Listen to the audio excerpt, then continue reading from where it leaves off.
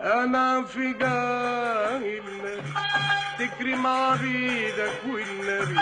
انا حبيبي حبيبي النبي تقبل صلاتي على النبي. انا في جاه النبي تكرم عبيدك والنبي. لاجل النبي لاجل النبي لاجل النبي لاجل النبي تقبل صلاة على النبي. لاجل النبي لاجل النبي لاجل النبي لاجل النبي والقعدة حلوة والنبي عند النبي. يا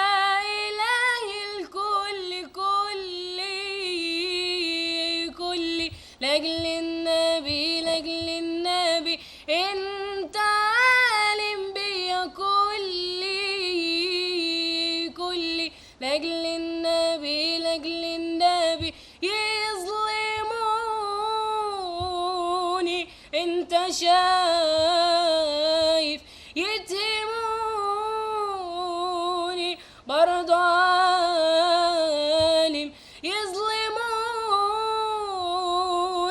انت شايف يتهموني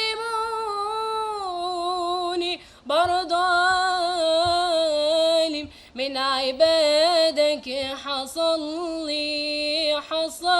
لي لاجل النبي لاجل النبي لاجل النبي تقبل صلاتي على النبي لاجل النبي.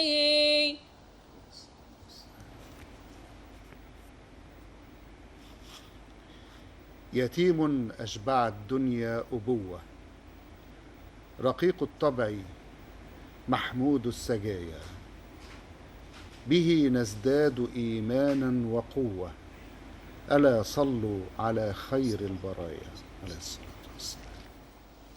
يا رايح المدينة سلم على النبي ويقول له مداحك مشتاق يا نبي.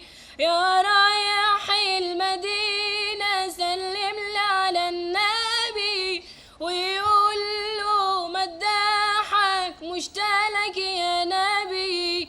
يا حبيبي يا نبي يا طبيبي يا نبي يا حبيبي يا نبي يا طبيبي يا نبي. يا أجمل هدية من ربي يا نبي إلا هتلاقينك باب المصطفى وشفت المازن وأدركت الصفا. إلا هتلاقينك باب المصطفى وشفت المآذن وأدركت الصفا.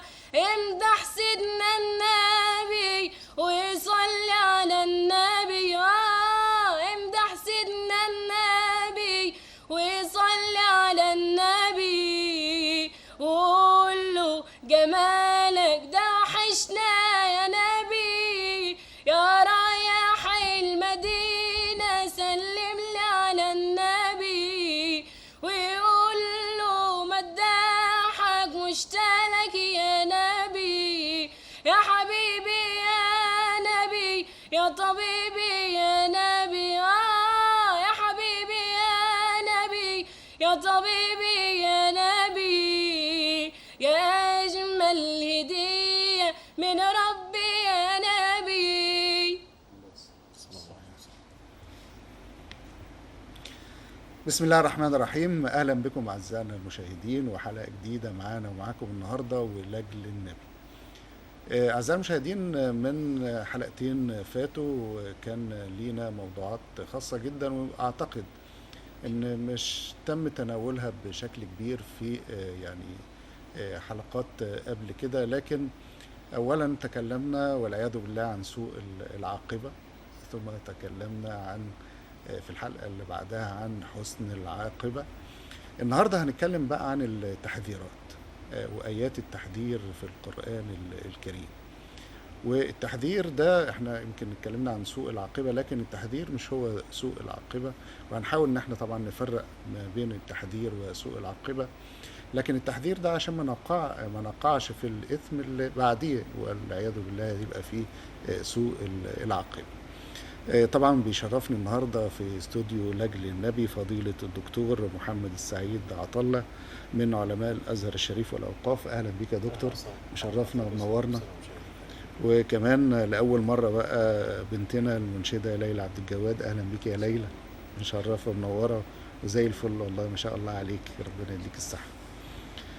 دكتور محمد، يعني زي ما قلت كده في المقدمة ان احنا تناولنا في حلقتين سابقتين موضوع سوء العاقبة ثم حسن العاقبة، لكن النهاردة هنتكلم عن الآيات اللي تناولت التحذير، أو آيات التحذير أو التحذيرات اللي موجودة في القرآن الكريم. بداية زي ما تعودنا ان احنا بنتناول هذه الجمل أو هذه الكلمات من خلال أولا اللغة العربية، وبرضه ناخدها من خلال التفسير الشرعي ليها، وندخل بقى في آيات التحذير إن شاء الله بعد كده. بعد حمد الله والصلاة والسلام على رسول الله صلى الله عليه وسلم، فإن في اللغة العربية أسلوبا خبريا وأسلوبا إنشائيا. الأسلوب الإنشائي يتمثل في الأمر والنهي والنداء والتمني. احنا اللي يخصنا في الموضوع النهي، لأن أسلوب النهي هو اللي بيكون غرضه التحذير. فهنلاقي في القرآن الكريم آيات كتيرة فيها نهي، لا لا لا. الآيات اللي فيها نهي بيكون الغرض منها التحذير والتحريم. فإذا تأملنا هنلاقي إن القرآن الكريم بيحذر بلا، في أسلوب أمر بيكون غرضه التحذير برضه، بس زي إيه مثلا؟ يا أيها الذين آمنوا قوا أنفسكم وأهليكم نارا وقودها الناس والحجار. هو هنا الأسلوب مش نهي، مع ان احنا اتفقنا ان النهي بيكون غرضه التحذير. الأسلوب هنا أمر بس بيحذر من النار، يبقى لازم ان احنا نقي أنفسنا، وما نقيش أنفسنا بس، ده احنا نقي أهلنا كمان معانا من النار. طب ازاي تكون الوقاية أو ازاي نمتثل لهذا التحذير؟ طبعا بحسن التربية. فهنلاقي على سبيل المثال ان الانسان زي ما هو مسؤول عن نفسه مسؤول عن اهله. يعني لو طفل صغير نشأ نشأة غير سوية وابوه سابه على النشأة غير السوية دي، الاب هيتحاسب. لذلك الرسول صلى الله عليه وسلم قال: لأن يؤدب احدكم ولده خير له عند الله من ان يتصدق بصاع من ذهب. الرسول صلى الله عليه وسلم قال: علموا اولادكم واهليكم الخير وادبوهم. وقال: ما نحل والد ولدا خيرا من أدب حسن. لذلك أذكر أنه حكمت إحدى المحاكم الشرعية على سارق بعقوبة قطع اليد، وعند تنفيذ العقوبة سألوه عن أول سرقة في حياته، فقال: لقد سرقت أول مرة بيضة من سطح جيراننا وذهبت بها إلى أمي، ففرحت وزغردت وأخذتها مني مسرورة، ولم تؤنبني ولم تعاتبني ولم تعاقبني، فلولا لسان أمي الذي زغرد للجريمة لما أصبحت في المجتمع سارقا. يبقى إهمالنا في تربية الأولاد يقودهم ويقودنا إلى مسالك الهاوية والعياذ بالله، وده مثال للأمور التحذيرية اللي في القرآن الكريم. لو جينا بقى نتأمل هنلاقي آيات كتير جدا في القرآن فيها لا، زي مثلا قول الله تعالى: يا أيها الناس اتقوا ربكم واخشوا يوما لا يجزي والد عن ولده ولا مولود هو جاز عن والده شيئا إن وعد الله حق فلا تغرنكم الحياة الدنيا ولا يغرنكم بالله الغرور. لا تغرنكم، ده تحذير بقى مطلق، وده أشد التحذيرات. بنلاقي إن القرآن بيحذر من الدنيا وبيحذر من الشيطان وبيحذر من اتباع الهوى، يعني ولا تتبعوا الهوى ولا تتبعوا خطوات الشيطان. بنلاقي حتى ان القرآن بيحذر من النفس الأمارة بالسوء. طيب التحذير دي ليه؟ لأن في أعداء للإنسان في حياته، وكل إنسان في حياته له غاية مثلى أو أمنية بيسعى لتحقيقها، وهو أن هو يصل إلى رضا الله والجنة. لكن في أعداء بيحاولوا يمنعوه من الوصول لهذا المراد. إني بليت بأربع يرمينني بالنبل عن قوس له توتير إبليس والدنيا ونفسي والهوى، يا رب أنت على الخلاص قدير. لذلك هنلاقي برضو أحد الأئمة قال: إني بليت بأربع ما سلطوا إلا لأجل شقاوتي وعنائي، إبليس والدنيا ونفسي والهوى، كيف الخلاص وكلهم أعدائي، وأرى الهوى تدعو إليه جوانحي في ظلمة الشهوات والآراء. فهنلاقي إن القرآن دايما بيحذر من الأعداء دول. من الأعداء المتسلطين الدنيا. هل الدنيا كل حاجة فيها وحشة؟ لا، الدنيا إذا طغت على العمل للآخرة أصبحت مضرة، أصبحت خوانة، غدارة، غرارة. زخارف الدنيا أساس الألم، وطالب الدنيا نديم الندم، فكن خلي البال من أمرها، فجل ما فيها شقاء وهم. لذلك من الطرائف الرمزية التي تروى أن ملكا كان له 4 زوجات. الزوجة الرابعة كان يحبها حبا شديدا ويتفانى من أجل إرضائها. الزوجة الثالثة كان يحبها لكنه يخشى على ضياعها منه وذهابها لغيره. الزوجة الثانية كان يلجأ إليها عادة في الشدائد والملمات فتؤازره وتسانده. أما الزوجة الأولى فكان يهملها ويهجرها رغم أنها أشد زوجاته حبا له وأكثرهم وفاء له. مرض هذا الملك وعلم بدنو أجله، فدعا زوجته الرابعة التي كان يتفانى من أجل إرضائها ويحبها حبا جما، وطلب منها مطلبا عجيبا. طلب منها أن تنزل معه القبر لحظات تؤنسه بعد موته، لكنها اعتذرت ورفضت تماما وقالت: بمجرد موتك فأنا أول من سيفارقك. حزن الملك، دعا الزوجة الثالثة التي كان يحبها لكنه يخشى على ضياعها منه وذهابها لغيره، وطلب منها نفس الطلب، لكنها قالت: بمجرد موتك سأصبح ملكا لغيرك.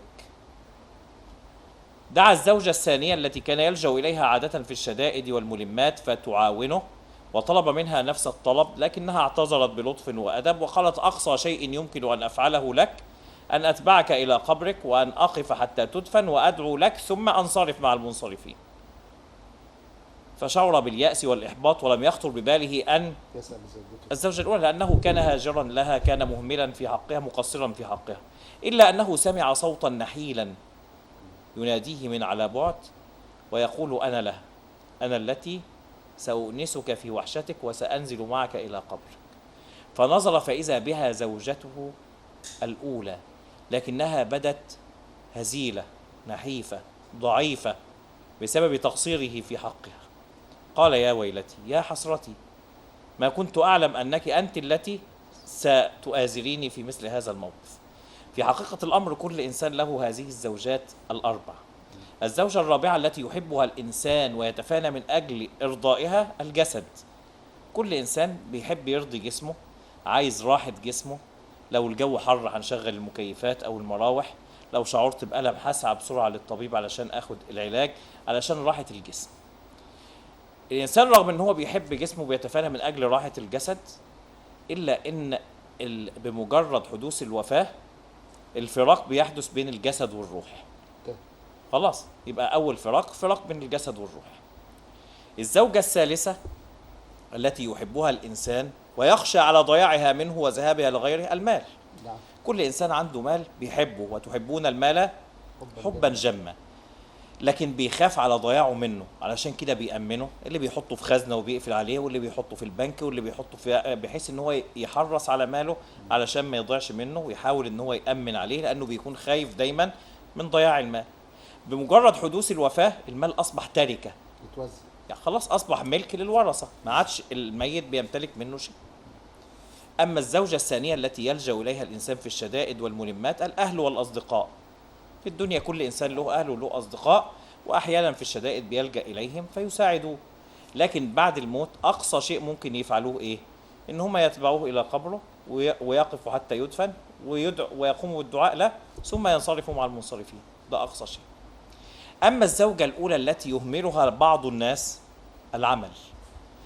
بعض الناس بيهملوا ويقصروا في العمل الصالح اللي هو الذات، اللي هو التقوى، اللي هو هينزل معاك قبرك وهيؤنسك في وحشتك، ويغفلوا عن اللحظة دي وهي لحظة الرحيل عن الدنيا بغير ذات.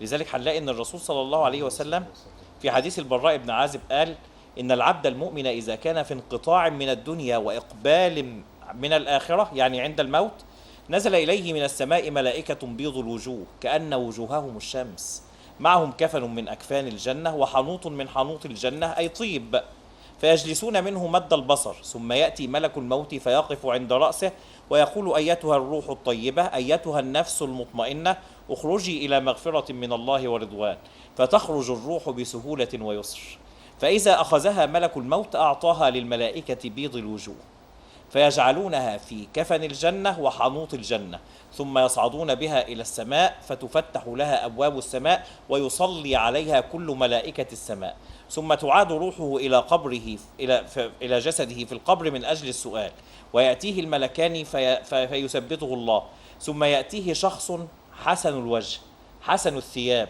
طيب الريح، فيقول له من أنت؟ فوجهك الوجه يجيء بالخير، فيقول أنا عملك الصالح، فوالله ما علمتك إلا كنت سريعا في طاعة الله بطيئا في معصية الله، فجزاك الله خيرا.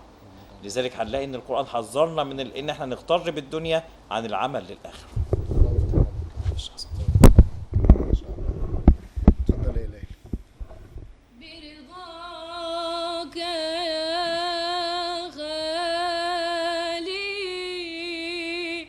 لا رغبتي ورضاي، خلقت صوتي ويدك صورت أضاي، أبلغ بصوتي يا ربي مقصدي ومناي، لما ناجيت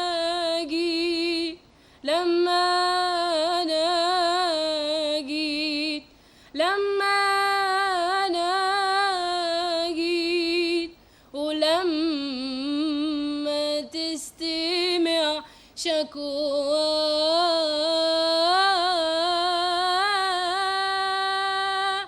مديح المصطفى يشفي السقامة، الله الله، ومادحه يؤمن في القيامة، الله الله، مديح المصطفى يشفي السقامة، ومادحه يؤمن في القيامة،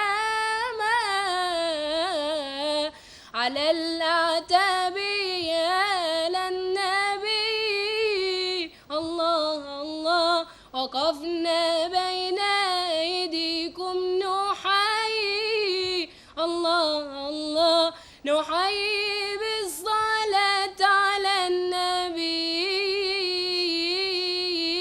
محمد النبي الهاشمي، مديح المصطفى يشفي السقامة، الله الله، ومادحه يؤمن في القيامة، الله الله، مديح المصطفى يشفي السقامة، ومادحه يؤمن في القيامة، وريق المصطفى يشفي العليلة، الله الله، وعين قتادات خذها دليلا، الله الله، تفل في البير أضحت سلسبيلا، وصار لصاحبه شهدا مزابا، مديح المصطفى يشفي السقامة، الله الله، ومادحه يؤمن في القيامة، الله الله، مديح المصطفى يشفي السقامة، ومدحه يؤمن في القيامة، قرأنا في الضحى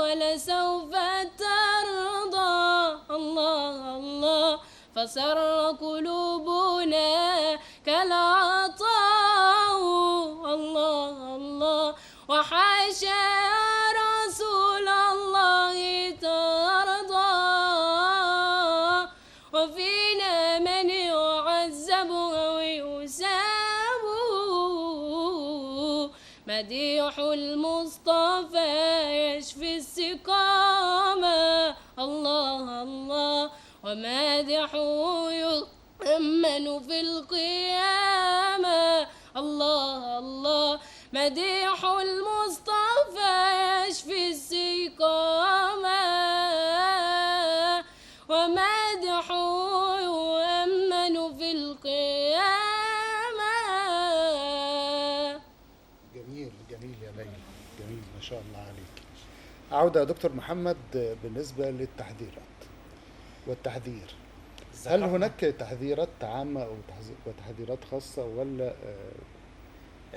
آيات التحذير في القرآن الكريم أكثر من أن تحصى، لكن احنا بنحاول نجيب الرؤوس الأساسية اللي بتخص الجميع. لذلك احنا قلنا التحذير الأول إن ربنا بيحذر من الأعداء، ومن الأعداء دول الدنيا. فممكن حد يفهمنا غلط ويقول خلاص أنا أزهد في الدنيا خالص وماليش دعوة بالدنيا، وأتفرغ للعبادة والعمل للآخرة وأترك العمل الدنيوي. عشان كده هنقول التحذير الثاني: ولا تنس نصيبك من الدنيا. ربنا سبحانه وتعالى قال في سورة القصص: وابتغ فيما آتاك الله الدار الآخرة ولا تنس نصيبك من الدنيا وأحسن كما أحسن الله إليك ولا تبغي الفساد في الأرض. يعني هنا معادلة متوازنة في حياة الإنسان بين العمل للآخرة والعمل للدنيا. اعمل لدنياك كأنك تعيش أبدا، واعمل لآخرتك كأنك تموت غدا. علشان بعض الناس ممكن يفهموا الأمور غلط، خلاص بشكل متطرف هسيب الدنيا خالص. لا، الدين بتاعنا علمنا ان احنا نعمل، وقل اعملوا فسيرى الله عملكم ورسوله والمؤمنون. الرسول صلى الله عليه وسلم قال ان الله يحب اذا عمل احدكم عملا ان يتقنه. الرسول صلى الله عليه وسلم قال ان من الذنوب ذنوبا لا تكفرها الصلاة ولا الصيام ولا الصدقة، انما يكفرها السعي على المعايش. ومن بات كلا من عمل يده بات مغفورا له. الرسول صلى الله عليه وسلم امسك بكفي رجل يعني تلاقي ان ايديه متشققه من اثر العمل، وقال: ما بال كفيك قد امجلتا؟ قال: من كثره العمل او من اثر العمل يا رسول الله. فامسك بهما وقال في حنان: هذان كفان يحبهما الله ورسوله. فاحنا عايزين نعرف او نتعلم ان القرآن حذرنا من ان احنا ننسى نصيبنا من الدنيا، او نهمل العمل، او نتواكل ونترك الامر كله لله دون سعي او دون اخذ بالاسباب، لأن النجاح سلم لن تستطيع تسلقه ويداك في جيبك. وأن السماء لا تمطر ذهبا ولا فضة. وليست راحة البال في اختفاء الصعوبات والمشاكل والعقبات من الحياة، ولكن في القدرة على التكيف والتعامل معها. والعاقل من يضع قاربا يعبر به النهر بدلا من أن يبني حول نفسه حوائط لتحميه من فيضانه. يبقى لابد ان احنا نواجه الصعوبات ونواجه المتاعب والعقبات اللي في الدنيا، وما ينفعش ان احنا نهمل هذا الامر. لكن الخطأ ان احنا ننشغل بالآخرة عن الدنيا او بالدنيا عن الآخرة، لأن الرسول صلى الله عليه وسلم قال: إن الله يبغض كل جعذري جواظ صخاب في الأسواق جيفة بالليل حمار بالنهار عالم بأمر الدنيا جاهل بأمر الآخرة. إن الله يبغض يعني يكره كل جعذري جواظ. جعذري أي فظ غليظ متغطرس متكبر يتعالى على خلق الله. جواظ أي جموع منوع يجمع المال ويمنع الصدقات. صخاب في الأسواق يعني عالي الصوت كثير الصياح والضجيج بين الناس. إن أنكر الأصوات لصوت الحمير. أنا بنشوفها كتير قوي. نعم صحيح. للأسف. جيفة بالليل حمار بالنهار أي أنه ينشغل طول نهاره بما يلهيه عن الصلاة، حتى إذا ما جن عليه الليل فإنه يرتمي في فراشه دون ذكر لله فهو أشبه بالجيف. عالم بأمر الدنيا جاهل بأمر الآخرة، يعني كل همه أن يزيد رصيده المادي من الأموال في الدنيا، لا هم له أن يكون لديه رصيد من الحسنات في ميزان الأعمال عند الله يوم القيامة رغم هول هذا الموقف. الإمام أبو داود يروي حديثا عن سيدنا الحسن يقول: كان رسول الله صلى الله عليه وسلم واضعا رأسه الشريف في حجر السيدة عائشة فنعس، فذكرت السيدة عائشة الآخرة فبكت، فسال دمعها فنقط على خد رسول الله صلى الله عليه وسلم وهو نائم فانتبه. قال: ما يبكيك يا عائشة؟ قالت: ذكرت الآخرة. هل تذكرون أهليكم يوم القيامة يا رسول الله؟ هل ستذكرني وأنا لك الحبيبة بنت الحبيب؟ قال النبي صلى الله عليه وسلم: يا عائش، والذي نفس محمد بيده في مواطن ثلاث فإن أحدا لا يذكر إلا نفسه. إذا نصبت الموازين ووزنت الأعمال حتى ينظر ابن آدم أيخف ميزانه أم يثقل، وعند تطاير الصحف واستلام الكتب حتى ينظر بشماله يأخذ كتابه أم بيمينه، وعند الصراط حتى ينظر أيجتازه أم يهوي في نار جهنم. لذلك كان الرسول صلى الله عليه وسلم دايما بيحذرنا من ان احنا نهدر اوقاتنا فيما لا يفيد.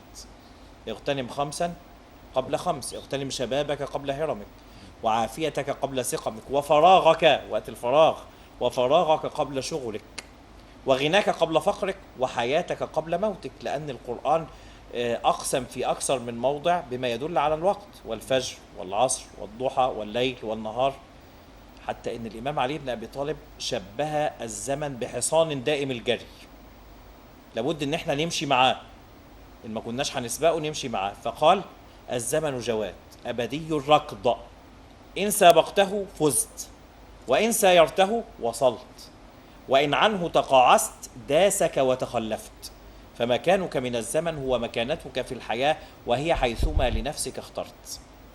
حتى لا نكون كهذا الشخص الذي جلس ليلا على شاطئ فوجد بجانبه كيسا مملوءا بالحجارة، فأمسك بحجر فألقاه في الماء فارتسمت موجات دائرية زينت صفحة الماء. طالب الرجل لهذه الزينة المؤقتة فأمسك بحجر آخر وألقاه فتكرر ما حدث.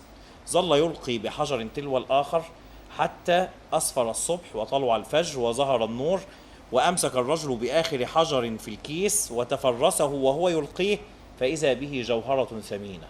قال: يا ويلتي، يا حسرتي، كل ما ألقيته في الماء عبثا كان جواهر ثمينة ألقيتها بلا فائدة وأضعتها بلا فائدة. في حقيقة الأمر الزينة المؤقتة التي ارتسمت على صفحة الماء إنما هي رمز لزينة الحياة الدنيا الزائلة. واضرب لهم مثل الحياة الدنيا كماء أنزلناه من السماء فاختلط به نبات الأرض فأصبح هشيما تثروه الرياح وكان الله على كل شيء مقتدرا. ظلمة الليل رمز للغفلة التي يعيش فيها كثير من الناس، وأما طلوع الفجر وظهور النور رمز للصحوة أو الإفاقة التي لا تتأتى لبعض العباد إلا عند الرحيل. لقد كنت في غفلة من هذا فكشفنا عنك غطاءك فبصرك اليوم حديد.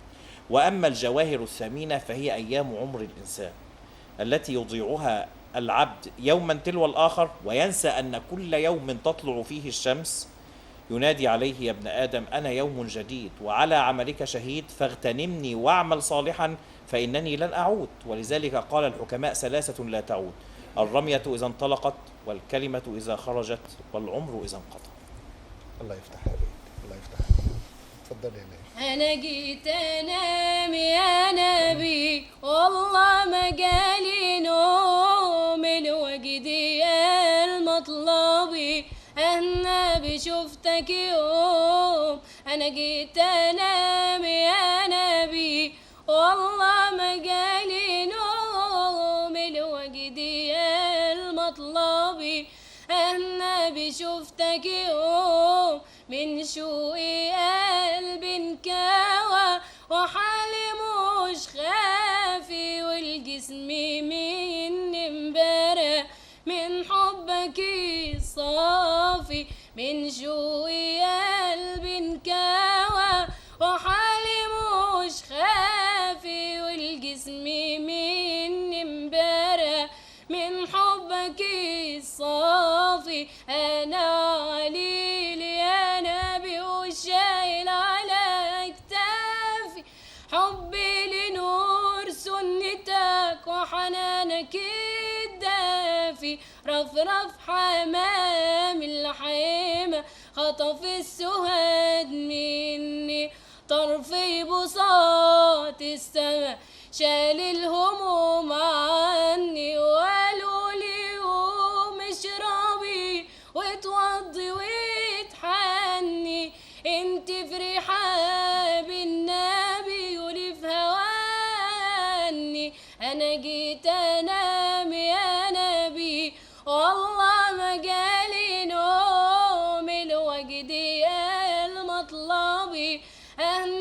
بشوفتك يوم أنا جيت أنام يا نبي، والله ما جالي نوم الوجد يا المطلبي. أنا بشوفتك يوم ما أنا لو يزورني في سنة يبقى الهنا زارني، وأوصف جماله سنة يا سنة بعذرني. ده أنا لو يزورني في سنة يبقى الهنا زارني، وأوصف جماله سنة يا سنة بعذرني. وارحم عليل انكوى من شولا يولي، وانت الطبيب والدواء وده وصف اللي حصل لي. انا جيت انام يا نبي، والله ما جالي نوم الوجد يا المطلبي. انا بشوفتك يوم ما انا جيت انام يا نبي، والله ما جالي نوم الوجد يا المطلبي. احنا بشوفتك يوم. جميل جميل يا ليلى، جميل ما شاء الله عليك. نرجع مرة تانية مع الدكتور محمد، وفي التحذيرات افعل ولا تفعل، نعم أو قل ولا تقل، صحيح. ناخد منها أمثلة برضو في القرآن الكريم، وخاصة في تعليم الأخلاق أو المعاملات. صحيح. هنلاقي من الأخلاقيات إن القرآن حذر من صفات ذميمة كتير جدا. نعم.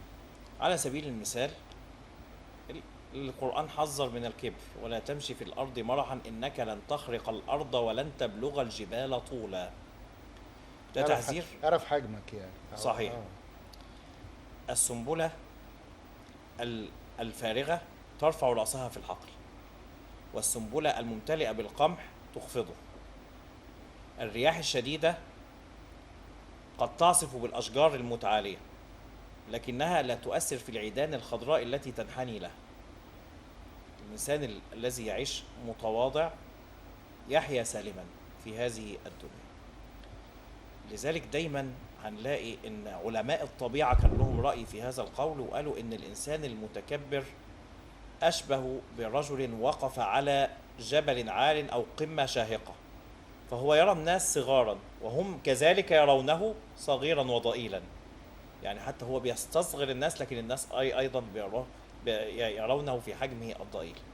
وقالوا إنه أشبه برجل وقف في حجرة جوانبها الأربعة مرايا، كلما نظر في اتجاه لا يرى إلا نفسه، بس إنه هو ما بيشوفش نفسه بصورة واحدة، ده بيشوف صور متعددة لنفسه، وكأنه هو كل حاجة فيها نفسه. لذلك هنلاقي إن الإمام علي بن أبي طالب كرم الله وجهه لما جه يوصي ولده الحسين ويحذره، قال له احذر من الألفاظ ثلاثة: أنا ولي وعندي، فإن هذه الألفاظ الثلاثة جرت على ألسنة الفجر. صحيح. أنا اختص بها إبليس حيث قال أنا خير منه خلقتني من نار وخلقته من طين. فرعون. ليه اختص بها فرعون حيث قال أليس لي ملك مصر وهذه الأنهار تجري من تحتي؟ عندي اختص بها قارون حيث قال إنما أوتيته على علم عندي. تواضع تكن كالنجم لاح لناظر على صفحات الماء وهو رفيع، ولا تك كالدخان يعلو بنفسه إلى طبقات الجو وهو وضيع. حضرتك قلت افعل ولا تفعل، طب احنا قلنا ده ولا تمشي في الأرض مرحا لا تفعل كذا، لأن الرسول صلى الله عليه وسلم حذر وقال لا يدخل الجنة من كان في قلبه مثقال ذرة من كبر. نعم. بعض الناس قالوا يعني الإنسان اللي يحب أن يكون شعره حسن وثوبه حسن يبقى متكبر. قال لا، إن الله جميل يحب الجمال. الكبر بطر الحق وغمط الناس، يعني إن أنا أنفي الحق وأتجاهل أو أستصغر أو أحتقر الناس، وده شيء مش من أخلاق المسلم أبدا. نبص كده في القرآن في صيغة الأمر: اعلموا أنما الحياة الدنيا لعب ولهو وزينة وتفاخر بينكم وتكاثر في الأموال والأولاد كمثل غيث أعجب الكفار نباته ثم يهيج فتراه مصفرا ثم يكون حطاما وفي الآخرة عذاب شديد ومغفرة من الله ورضوان وما الحياة الدنيا إلا متاع الغرور. الآية الكريمة بتحذرنا من التقلبات اللي بتحصل في الدنيا، وبتجيبها بطريقة بلاغية عالية جدا، لأن الدنيا تتقلب فيها أحوال الناس. من الناس من يسكن قصرا وتضيق به الحياة، ومن الناس من يسكن كوخا ويشرح الله صدره. قد تجد أغنياء ويبخلون بل ويرتشون، قد تجد فقراء ويتعففون بل ويتصدقون. لهذا سماها ربنا دنيا وليست عليا، فإياك وأن تثأر فيها لنفسك من أجل عرض مادي دنيوي زائل. فالطيبون عندما يطعنون قد يتوعدون بالانتقام، ولكن عندما تأتيهم الفرصة على طبق من ذهب تصرخ ضمائرهم العفو عند المقدرة. الطيبون لا تتغير صفاتهم وإن تغيرت أحوالهم، فالكريم يظل كريما حتى وإن افتقر، والمسامح يظل متسامحا حتى وإن ظلم. بعض الوجوه مريحة حتى في عتابها، وبعض الوجوه مريبة حتى عند ابتسامها، فالجمال ينبع من نقاء القلوب وصفاء النفوس. الذين يواجهون النار بالنار يحصلون عادة على الرماد. فلا تقابل الإساءة بالإساءة، ولكن خذ من القرآن ادفع بالتي هي أحسن، فإذا الذي بينك وبينه عداوة كأنه ولي حميم. واجعل شعارك الوصية المحمدية القائلة: اعف عن من ظلمك، وأعط من حرمك، وصل من قطعك، وأحسن إلى من أساء إليك، ولا تخن من خانك. فالحياة قصيرة، ينبغي ألا نضيعها في الخصومات، فالخصومات تضيق الصدور. ستدرك في وقت متأخر أن معظم المعارك التي خضتها في حياتك الدنيا لم تكن سوى أحداث هامشية ألهتك عن مهمتك الحقيقية في الحياة، وهي السعي من أجل طاعة الله ونيل رضاه. فحاول أن تجعل هذا الإدراك مبكرا من قبل أن يأتي يوم لا مرد له من الله، يوم لا ينفع مال ولا بنون إلا من أتى الله بقلب سليم. واحذر الإهمال في صلتك بربك، الصلة بالله اللي هي عن طريق الصلاة. ما ينفعش أبدا إن احنا نهمل فيها. ليه؟ لأن كل إنسان لازم يعلم أنه سيبقى في دائرة الهموم والضياع والأحزان إذا لم تكن الصلاة في دائرة اهتمامه. فالنجاح والفلاح في الدنيا والآخرة مقرون بالصلاة. حي على الصلاة، حي على الفلاح، فكيف يفلح من لا يصلي؟ واعلم أنك في امتحان، وفي أي لحظة سيتم سحب ورقتك وينتهي الوقت الذي خصصه الله لك. فبادر بتصحيح أخطائك ووضع الصواب في سجلك قبل رحيلك، وركز في ورقتك ولا تنشغل بورقة غيرك. يا أيها الذين آمنوا عليكم أنفسكم لا يضركم من ضل إذا اهتديتم. عليك نفسك، فتش عن معايبها وخل عن عثرات الناس للناس.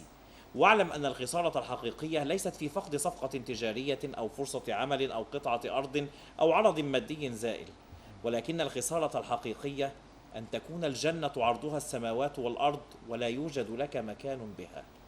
فسحقا لمن لم يدخل المسجد إلا للصلاة عليه، وتعسا لمن لم تستر حق الستر إلا في أكفانها.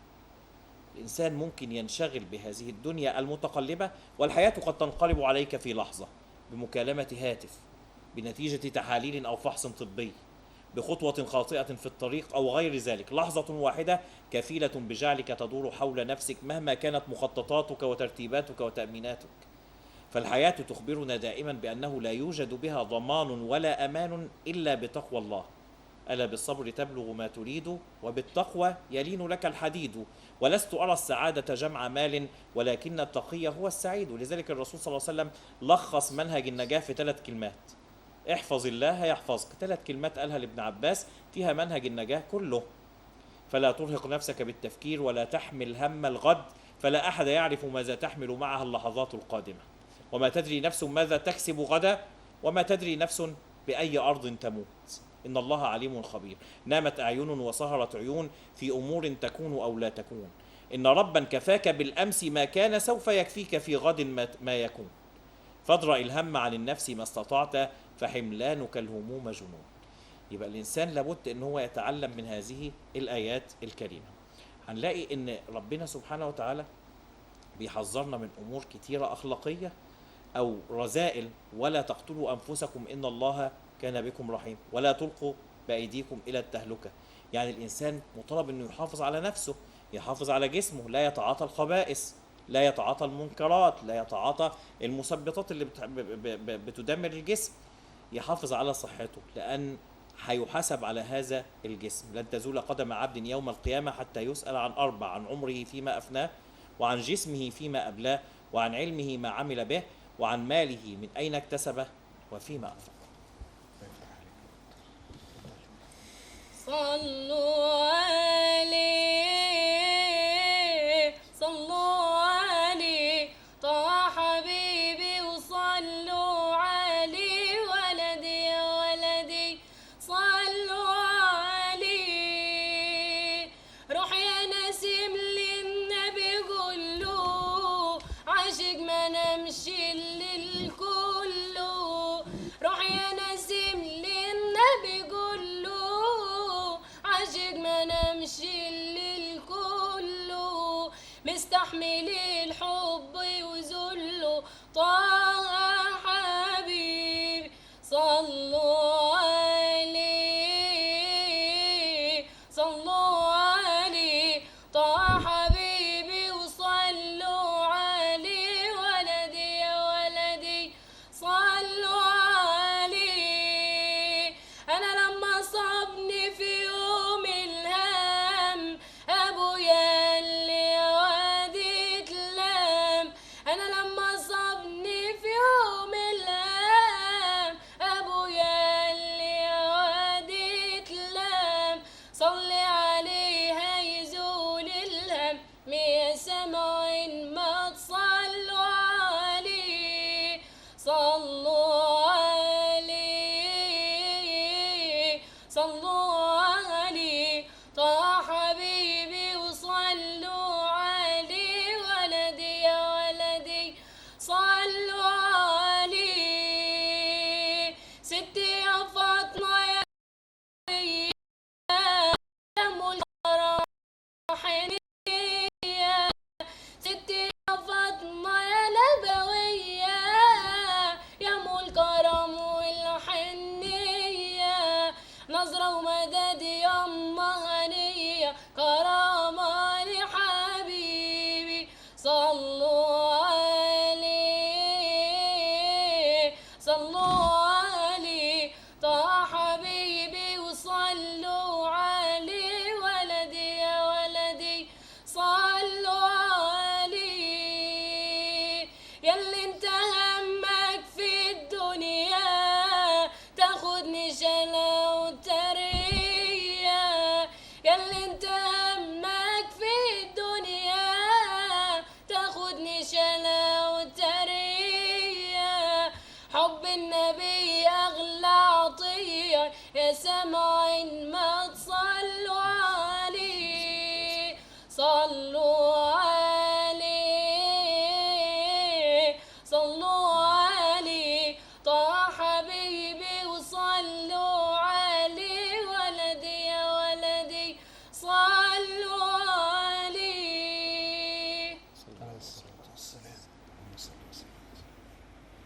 عودة يا دكتور محمد. لسه برضو هناخد التحذيرات الخاصة برضو الحث على الأخلاق الحميدة، يعني لا يتجسسوا لا يغتب بعضكم نعم. بعضا. طبعا ربنا سبحانه وتعالى قال في القرآن الكريم في سورة الحجرات: يا أيها الذين آمنوا لا يسخر قوم من قوم عسى أن يكونوا خيرا منهم، ولا نساء من نساء عسى أن يكن خيرا منهم، ولا تلمزوا أنفسكم ولا تنابزوا بالألقاب، بئس الاسم الفسوق بعد الإيمان. هنلاحظ أن الآيات الكريمة بتحذر من التنمر، السخرية من الآخرين، جرح مشاعر الآخرين، علشان نتعلم أن الإحسان إلى الآخرين من الصدقات، وإن الإنسان لابد أن هو يكون محسن لأبناء مجتمعه، وتقاس كرامة الإنسان الحقيقية بإحسانه إلى أبناء مجتمعه وأبناء دينه. فهنلاقي أن الإحسان لا يقتصر على العطاء المادي فحسب، والدليل على ذلك أن سيدنا يوسف عليه السلام وهو على خزائن الأرض قيل له إنا نراك من المحسنين. كذلك وهو في السجن، يعني في حالة الضيق بقى مفيش أموال ولا رخاء، قيلت له نفس العبارة بنص القرآن: إنا نراك من المحسنين. عشان نتعلم ان الاحسان ما بيكونش في الرخاء فقط، في الرخاء وفي الشدة، في السراء وفي الضراء، وان الاحسان لا يكون بالعطاء المادي فحسب، ولكن قد يكون بمشاركة وجدانية، بمواساة قلبية، تهنئة في فرح، تعزية في حزن، ابتسامة في الوجه، كلمة طيبة، مصافحة عند اللقاء، اتصال هاتفي للسؤال والاطمئنان، رسائل وعظ وتذكير ودعاء عبر وسائل التواصل الاجتماعي، مراعاة لشعور الآخرين، زيارة لمريض، اتباع لجنازة، إكرام للضيف. لا تسأل ضيفك أتأكل كذا أو تشرب كذا، ولكن قدم إليه ضيافتك دون سؤال، لأنك إن سألته فقد حرمته. صحيح.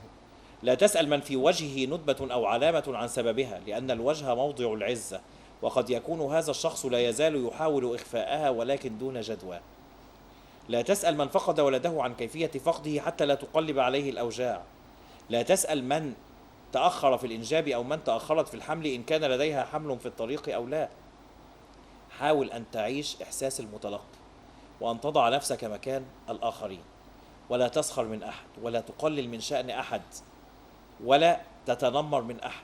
تألمت لهذا الطفل الذي ذهب يبكي عند قبر أمه الميتة ويقول لها: يا أمي تعالي معي، فإن المعلمة تضربني وتوبخني أمام التلاميذ وتقول لي إن أمك مهملة في حقك ولا تهتم بك. الإنسان لابد أن هو يكون عنده مراعاة لشعور الآخرين، لا يقلل ولا يحط من شأن الآخرين، ولا تجسسوا ولا يغتب بعضكم بعضا. التجسس، التصنت، محاولة اتباع آثار الناس، أن راقب الناس مات هما وغما. الإنسان اللي بيتتبع عورة أخيه بيفضحه الله عز وجل في عقر داره. الإنسان اللي بيحاول يسترق السمع بيرتكب كبيرة من الكبائر. متذكرين موقف الصحابي الذي ذهب يدفن أخته الميتة، فدخل إلى القبر ليلحدها بنفسه. أثناء ما هو بيقوم بعملية التلحيد سقط كيس نقوده في قبر أخته، لكنه انشغل بأعمال التلحيد، فك الأربطة عن الكفن، تحويلها إلى القبلة، إراحتها على شقها الأيمن، الأعمال اللي بيعملها الملحد في التلحيد الشرعي. وانشغل وخلص ونسى إن المحفظة بتاعته أو كيس النقود بتاعه سقط في القبر، وخرج وأهالوا عليها التراب وانصرف مع المنصرفين. وبعدما عاد تذكر ما سقط منه في قبر أخته، فرجع إلى القبور منفردا ونبش قبر أخته الميتة، فإذا بحرارة شديدة تنبعث من القبر، مع أنهم كانوا في أيام شتاء قارس البرودة. أدخل الرجل ذراعه وأحضر كيس النقود وقد التهبت يده من شدة الحرارة، فرجع إلى أمه باكيا متألما وقال لها: يا أماه بالله عليك خبريني ماذا كانت تصنع أختي، فإني وجدت حرارة النار تنبعث من قبرها. فقالت الأم متحسرة على حال ابنتها: يا بني إن أختك كانت صوامة قوامة، إلا أنها كانت تضع أذنها على حائط جيرانها لتتسمع أخبارهم ولا تجسسوا. سيدنا رسول الله صلى الله عليه وسلم في رحلة المعراج السماوية رأى أقواما لهم أظفار من نحاس يخمشون بها وجوههم وجلودهم، فسأل عن شأنهم فأخبر بأن هؤلاء هم النمامون واللمازون، ولا تنابزوا بالألقاب. لا يسخر قوم من قوم عسى أن يكونوا خيرا منهم، ولا نساء من نساء عسى أن يكون خيرا منهن، ولا تلمزوا أنفسكم ولا تنابزوا بالألقاب. هؤلاء اللمازون ظهروا في صورة بشعة في رحلة المعراج، رآهم الرسول صلى الله عليه وسلم لهم أظفار من نحاس يخمشون بها وجوههم وجلودهم. ورأى النبي صلى الله عليه وسلم في ذات الرحلة أقواما يأكلون لحومهم، يعني بيقطعوا لحومهم وبيأكلوها. ولما سأل جبريل الأمين عن شأنهم أخبر بأن هؤلاء هم المغتابون، ولا يغتب بعضكم بعضا، أيحب أحدكم أن يأكل لحم أخيه ميتا فكرهتموه. من هنا بنلاقي إن فيه آفات. الوصف شديد جدا. صحيح. لكن هنا عايزين نوضح نقطة برضو علشان الناس تعرف إن فيه أوقات من حقي إن أنا أذكر فيها عيوب الآخرين. والذم ليس بغيبة في 6: متظلم ومعرف ومحذر ولمظهر فسقا ومستفت ومن طلب الإعانة في إزالة منكر. يعني في 6 حالات من حقك إن أنت تذكر فيها عيوب الآخرين وما هتكونش آثم، ما هتكونش مغتاب. ايه الحالات الستة؟ والذم ليس بغيبة في ستة. متظلم.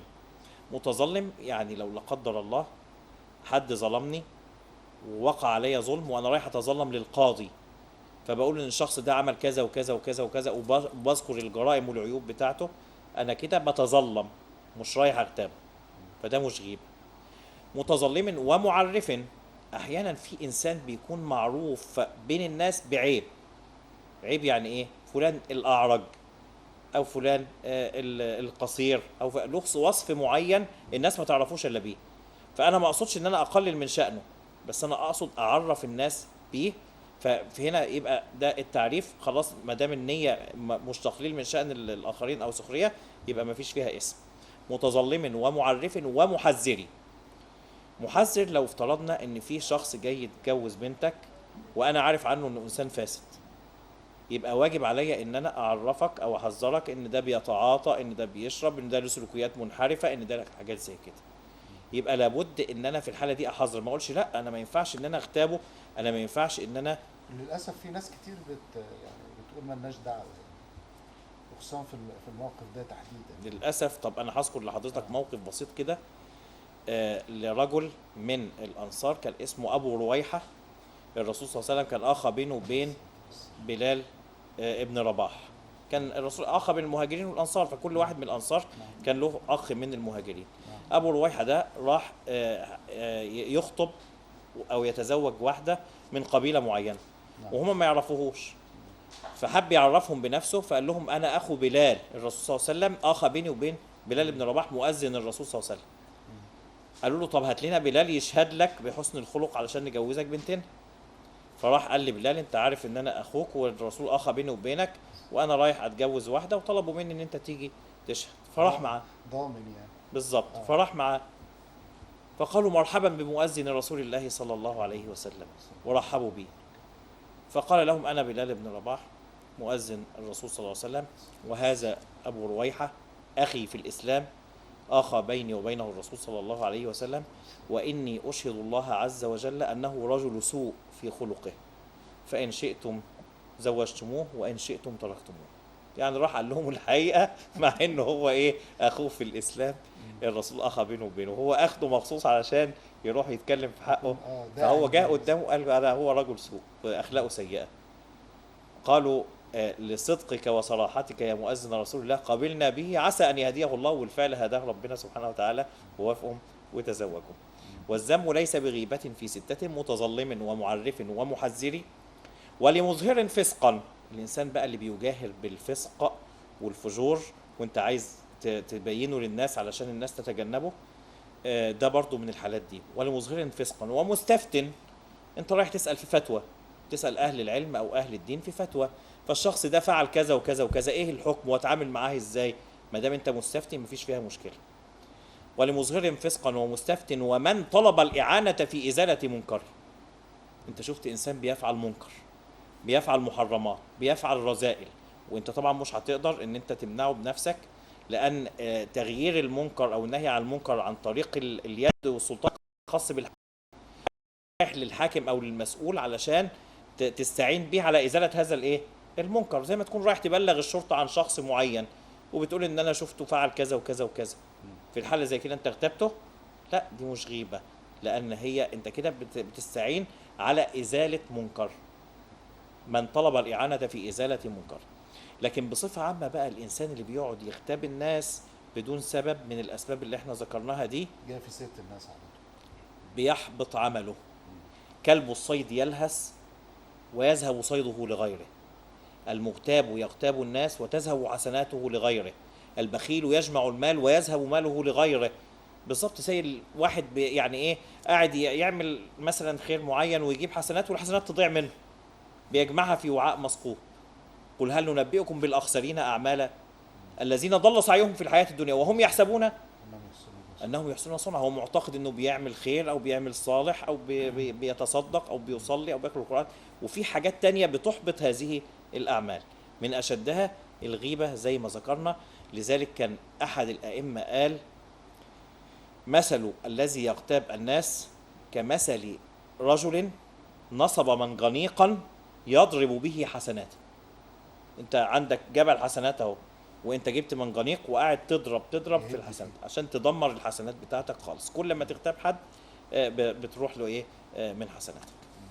في كمان التحذير الخاص بالتعامل بقى مع الوالدين. نعم، ربنا سبحانه وتعالى في القرآن الكريم: وقضى ربك ألا تعبدوا إلا إياه وبالوالدين إحسانا إما يبلغن عندك الكبر أحدهما أو كلاهما فلا تقل لهما أف ولا تنهرهما وقل لهما قولا كريما واخفض لهما جناح الذل من الرحمة وقل رب ارحمهما كما ربياني صغيرا. نشوف الآية الجميلة من بلاغة الآية، إن بعد ما قال وبالوالدين إحسانا قال إما يبلغن عندك الكبر أحدهما أو كلاهما، وبدأ يحذر فلا تقل لهما أف ولا تنهرهما، نهي عن أي إساءة، بس بالأخص في مرحلة الإيه؟ الكبر. إما يبلغن عندك الكبر، لأن كبار السن يحتاجون إلى رعاية خاصة، لأن كبار السن يعيشون في مرحلة حرجة من أعمارهم، قد يرقدون ولا ينامون، قد يضحكون ولا يفرحون، قد يأكلون ولا يهضمون، قد يوارون دمعتهم خلف بسمتهم، يؤلمهم بعدك عنهم وانصرافك من جوارهم واشتغالك بهاتفك في حضرتهم، يشعرون بانكسار داخلي لأنهم لم يعودوا محور البيوت أو بؤرة اهتمام العائلة كما كانوا من قبل، فقدوا صحتهم ونضارتهم وآباءهم وأمهاتهم وكثيرا من رفقائهم، فقلوبهم جريحة ونفوسهم مطوية على كثير من الأحزان. الكلمة التي كانت لا تريحهم حال قوتهم الآن تجرحهم، والكلمة التي كانت تجرحهم الآن تذبحهم. غادر بهم القطار محطة اللذة وصاروا في صالة انتظار الرحيل ينتظرون الداعي ليلبوه. حوائجهم أبعد من الطعام والشراب والملبس والدواء، فالمعنويات عندهم أهم بكثير من الماديات. لديهم فراغ كبير يحتاج إلى عقلاء رحماء يملؤونه. هم قريبون من الله ودعاؤهم أقرب إلى القبول، فاغتنم قبل نفاد الرصيد. شابت شعورهم ويبست مشاعرهم وخارت قواهم. يحتاجون إلى بسمة رقيقة تداعب وجوههم، وإلى كلمة طيبة تطرق آذانهم، وإلى يد حانية تمتد إلى أفواههم، وإلى عقول حليمة تستوعب رؤاهم. فكن لهم العوض عما فقدوا، وكن لهم العكاز فيما تبقى، وكن لهم الربيع في خريف أعمارهم. اجعلهم يعيشون أياما سعيدة وليالي مشرقة، ويختمون كتاب حياتهم بصفحات ماتعة من البر والإحسان إليهم، حتى إذا خلا المكان منهم لا تصبح من النادمين. هم كبار السن الآن وسيرحلون لا محالة، وعما قليل ستصبح أنت هذا الكبير المسن المقبل. فانظر ما أنت زارع وما أنت صانع، واحذر قبل فوات الأوان، واعلم أنك كما تدين تدان. احفظ أباك إذا ابيضت ذوائبه، فلن تعوضه يوما إذا ذهب. ما اشتد عودك إلا بانحناءته، فكن له سندا إن مال وانحدب. لا تشكو من تعب إن رحت تخدمه، فهو الذي كم هوى من أجلك التعب. الله عليك يا دكتور، الله عليك.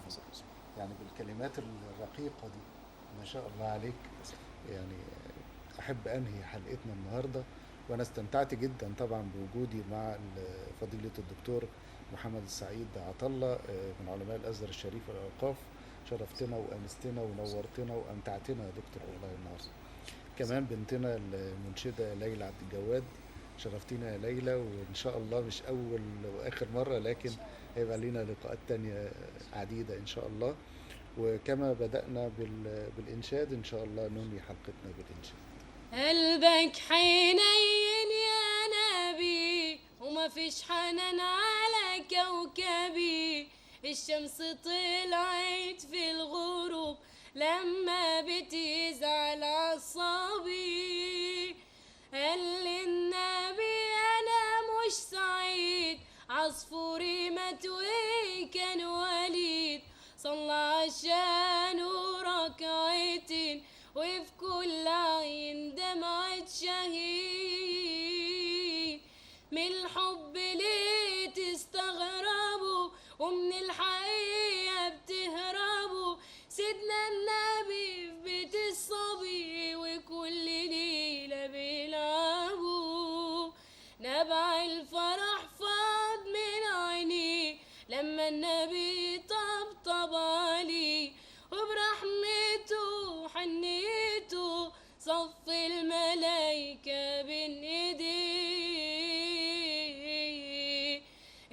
البحر تملاه الدموع وندى المحبة على الفروع يا رسول حنان آخر زمن تبكي الصحابة من الخشوع.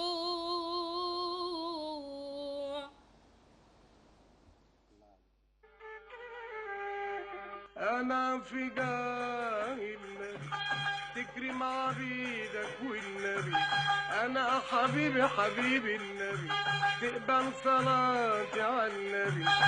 أنا في جاهل تكرم عبيدك والنبي، لأجل النبي لأجل النبي لأجل النبي. القعدة حلوة والنبي عند النبي. لأجل النبي لأجل النبي لأجل النبي.